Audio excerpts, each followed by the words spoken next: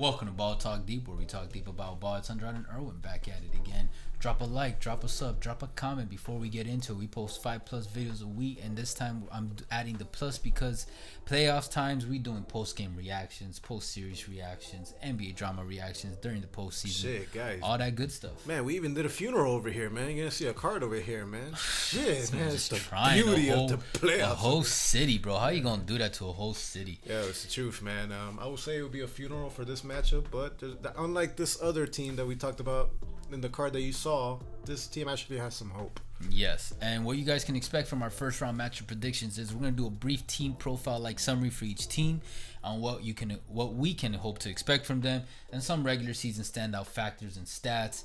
And we're gonna save team profiles instead of doing it for the postseason, pushing it off to the start of the next regular season. Yes, sir. And then you'll get the real nitty gritty when we do the second round matchups, when we'll be able to focus on the real-time performance and all that after what we see in the first round. And man, it's really gonna pop off when we get to the conference finals. What? Shit's about to get real. That's when all the predictions can be a lot more accurate too, because we'll be able to actually see how they're doing. Well, I know the Jazz are going to be in the conference finals, so it's all good. I know they're about not. that. I know they are. What? Yeah. But anyways, man, we're talking about the Nuggets and we're talking about the Blazers over here. And before we get to it, guys, BTD stats time. All right, for the 2020-21 Denver Nuggets stats, we got points per game, 115.1, 8th in the league. Opponent points per game, 110.1, 8th in the league. SRS of 4.82, 6th in the league. A pace of 97.1, 27th in the league. Offensive rating of 117.1, 7th in the league. Defensive rating of 112.1, 12th in the league. Net rating of positive 5.0, 6th in the league. And we move on to Portland. The 2020-21 Portland Trailblazer stats are points per game, 116.1, 5th in the league. Opponents' points per game, 114.3, 23rd in the league. SRS of 1.81, 12th in the league. Pace of 98.4, 19th in the league. Offensive rating of 117.8, 2nd in the league. And a defensive rating of 116.0, 29th in the league. Net rating of positive 1.8, 12th in the league. Okay. A lot of offense on the Blazers' part, no defense. Hey, which means this is going to be a very exciting, explosive series on what it looks like over here. Maybe, I don't know. Nuggets might put up that D and just shut them down. Maybe, man. Or maybe they'll go down 3-1 and we'll see a repeat of the down 3-1 Nuggets. What? That's true. That's true. So let's get into the Nuggets. Yeah, man. Since they're the higher seed, they're the number 3 seed. All right. So just like the Celtics, the Nuggets came in this season as one of the favorites in their conference. Yeah. And now entering the playoffs, missing their second biggest piece in Jamal Murray. Yep. Now, unlike the Celtics, the Nuggets have a potential player who can step up to the plate and be that Robin, and that's Michael Porter Jr. Might be your boy in the future. Maybe, actually. But will he is too much of a question to rely on. But we can rely on is Nikola Jokic, who's been playing like an MVP and likely will win it. And should be the MVP. He's a star that no doubt I think the whole team will be able to rely on, and he's going to show up. And let's not forget they had added Aaron Gordon, who gave him versatility. And one more person I want to point out, Facundo Campazzo has been a good addition. And he plays well with Jokic. And unlike a lot of new additions for the team, I like that if nugget. you like how they No, literally, I they like play, that. yeah, I feel confident in their chemistry together. And like, since teams don't know what to expect when they play together, and I'm talking about Campazzo and Jokic, they wouldn't know how to. They'll be surprised. You know what I mean? If they can come up with some, the Nuggets who might surprise them because they just don't have no defensive schemes against them yet. And it's just crazy to see. Here's a card. I'll point out Gwyn. I don't know if you guys. He's a small channel. You know who I'm talking about? Yeah. Great coverage. And he was pointing out how well Facundo and Nikola play together after Murray went down, and they're just able to pick it up. And it's beautiful. Now, yeah, I'm a little hesitant because he's a small guy, and you know defense is a big thing in the playoffs. Look, man, it's a shame that Jamal Murray's not going to be able to. It's a fucking damn shame. He has that injury because, guys, I know some Nuggets fans were giving me shit for this, but let's face it, guys. Bubble Jamal Murray, playoff Jamal Murray is a real thing. All right. Last year, he did prove to me that he can be consistently great. He steps up, and that's why I had hopes in them. And look, man, and they're gonna miss that. You know, they're gonna see that they're gonna miss that a lot. Great. You know, in this playoffs, because if they had Murray, this is a championship contending team. Yeah. with that being said, Jokic is gonna step up. I think. You don't think they can still be championship contenders? No, like hell no. Jr.? Definitely not. No. Wow, Nah, MPJ. No, definitely not. BTD, MPJ. Now, shit, if it goes really well with MPJ, the talk that's gonna be with the Nuggets when Jamal Murray comes back is, are they gonna be maybe favorites? That is something I'm worried. Oh no. Oh, I thought you were gonna. What I'm a little worried about, but this is why I kind of have confidence in the Nuggets. What I expect to happen is MPJ's been waiting for this moment. I expect him to show up, and especially he's been picking it up towards the tail end of the season, figuring shit out for himself. And say he shows up and they kill it. Maybe they make it to the Western Conference Finals. No. Just them two. Maybe. No, I'm just saying hypothetically. And then Murray comes back. And we already know that Porter Jr. wants that attention. He's ready for that limelight. He wants that at least Robin position in any team he's in.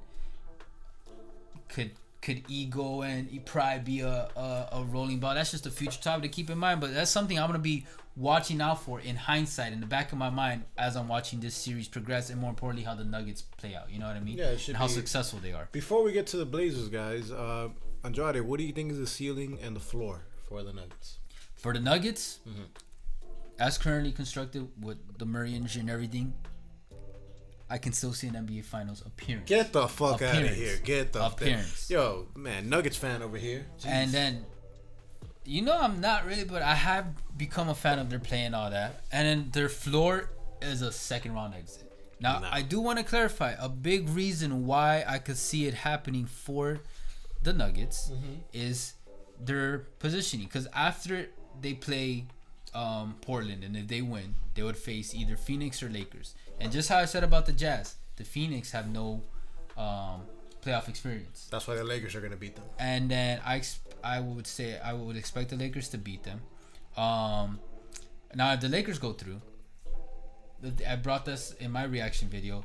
LeBron and the Lakers are much more vulnerable than appears to be. And then here's great minds think alike. The next morning after my reaction video, you know who else said that? Chris Broussard. Hey, I'm not saying he's stealing my takes, but I don't know. But seriously, they're a little more vulnerable. So if you're going with like slightly injured, because I don't think LeBron's at 100%. No, and I don't think Davis is at 100%. He's never at 100%. The only person 100% is Alex Caruso. Now he's the only extra. Because he's the GOAT. But so if you're putting those two against 100% Jokic, and say MPJ starts getting the ball rolling, and like I said, Gordon and everybody else, I'm just saying an NBA Finals appearance. I'm not saying they might win it, because they could face Clippers, Dallas, Utah, or Warriors, and I guess Memphis as of this recording. At least an appearance. Yeah, but and who they face. Oh no, what am I talking about? I'm talking about Western. I'm saying whoever they face in the finals, they might not beat. All right, man. I'm gonna let you cool down over just here. Totally on this, had a brain like, fart right it's like a hot soup of like craziness that you like just spoot out of here with the rest of like the audience. That? Look, yes, LeBron's not 100%. AD's not 100%. But guess what? Even 90% of AD and LeBron James is better than majority of players in the NBA. And they'll mop the floor of pretty much anybody, in the league when it comes to that. I agree. And let's face it, and I also think I would give you is that the Nuggets or the Blazers, whoever advances, is in the right place you want to be in the Western Conference when it comes to seeding in the groups. The Lakers, they're vulnerable. The Suns, they're inexperienced. They'll have a chance to maybe advance, but quite frankly, no chance whatsoever. Which, my thing that I'm going to be putting over here, the Nuggets, their floor, first round exit. Their ceiling, if NBA championship. If things go perfectly, like shit, let's say they get the Suns and they play extremely well, Western Conference Finals appearance. Okay, I'll take that. I'll give that. But all right, man. Unlike the Nuggets, let's move on to the I don't know why I'm saying Blazers. The fuck. All right. Well, unlike the Nuggets, the Blazers have had their core for a while. Yeah. And they're finally healthy. Yeah, relatively healthy with Dame, McCollum, and Nurkic. And I think they have the potential to prove themselves as a seriously deadly trio in the playoffs. Mm-hmm. Now, Melo too. How we've said for a couple of other teams, the Blazers will go as far as Dame time takes them. Yeah. And as long as everybody else does what they need to do, like Carmelo, even Cantor, doing what they do from the bench, everybody's doing their part, playing their position, they can make some serious noise. Now, something that I do want to see, and I've been waiting to see this, is Dame and McCollum.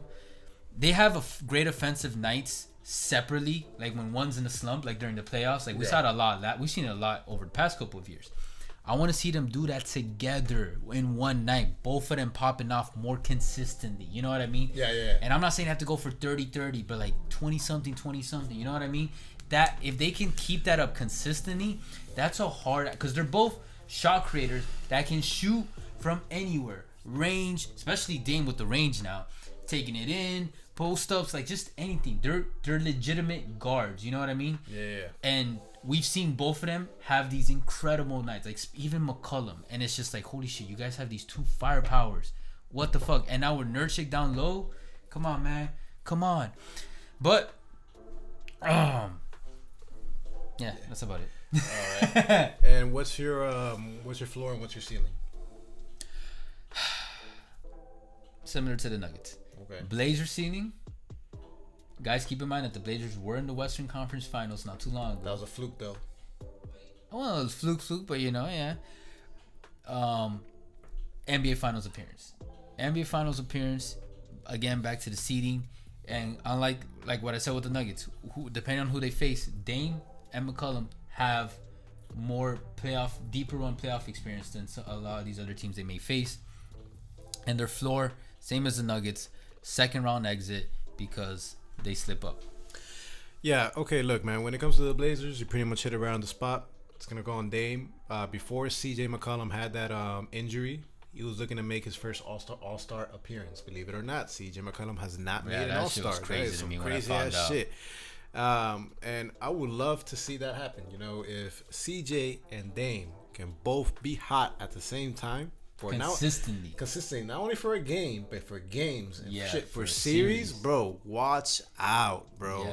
Yeah. And Melo, you can't sleep on Melo as well. I think he's gonna have one playoff night run, especially if they have a deep run, so they'll have more games to play. One of those nights, I expect Melo to go off for like 20-something, maybe 30-something. And look, while he's playing well, you know, he's running out of chances, man, to be able to get for that ring. No, that's facts. With that being said, believe it or not, this might I'm be sure he'll be pushing them too. Guys, this might be one of the rare occurrences over here in BTD that we actually agree with each other somewhat. Oh, with the floor and ceiling? On the floor, I have the Blazers floor as first round exit. Ceiling, mind you guys, before you like go crazy on the comments, either way, let us know in the comments. I'd love to hear it. If everything plays out perfectly, don't be surprised if they can make it to the NBA Finals. Yes. Because also, while we did say one of the negatives is that they don't have great offensive nights together consistently, that's also a positive because it's like, okay, one's in a slump, the other one picks up the slack. And we saw it happen a lot in the past few years. But here, I'm assuming that they're going to face best case scenario for them, the Suns. No disrespect to the Suns because they're a complete team and whatnot. I just say it because of their inexperience. Yes, they have CP3. They have Booker. No, there's a greater chance. James Jones. He's the executive. No, I'm just throwing out names now. There's a greater chance of them being able to pull off the upset in advance. And the Jazz, look, while they're a good team, great team, they're not a juggernaut. They're beatable. No, per se when it comes to that. That's why I say that. The only thing that sucks for me is based on the seeding. Like honestly, I would have liked to see Denver and Portland move forward into the second round if they didn't have to face each other in the first round. Mm-hmm. That sucks. So how many? That's why I was just thinking about that. I'm gonna say Denver Nuggets, like no doubt. Like, well, not no doubt, but no doubt. How many games? Because man, I'm a big Dame fan, and it'd be cool to see him pull it that upset and finally get deeper. Because you know he said he's gonna stay. He wants to stay there forever. And like if he's able to bring a championship to Portland, that's like LeBron's championship for Cleveland. It's gonna count for like 2. How many games does the series go? 6. If Dame's having a crazy ass series, or McCollum, or both of them together, they can push to the 7. I say there's gonna go. But I say 6 games Denver. I say 7 games Denver. Okay, I would love 7 games. I just love 7 games. Period. I know, man. I would love to see every first round. But guys, that'd be amazing, man. Shit. More content to cover for us. More content and more time for us to get white hairs. I'm like, all the stress. Very stressed out. But guys, let us know in the comments what you guys think. You guys got the Nuggets. You guys got the Blazers. You see this as a long series, a short series. Is Damon CJ gonna go off? Is Joker gonna do his thing? MPJ, Michael Porter Jr., is he gonna do his thing? A lot of headlines over here for this series. Can he rise up to the occasion? Is Bol gonna get some playing time? Yo, I was thinking that too. Yo. I wanted to touch on him, but it's too much. But let us know what you guys think. Either way, appreciate all the love and the hate. You guys already know. Catch us on Twitter, TikTok, Ball Talk Deep, and the podcast, Spotify, Apple, Google Play. We'll catch you guys soon. For now, Take later. care.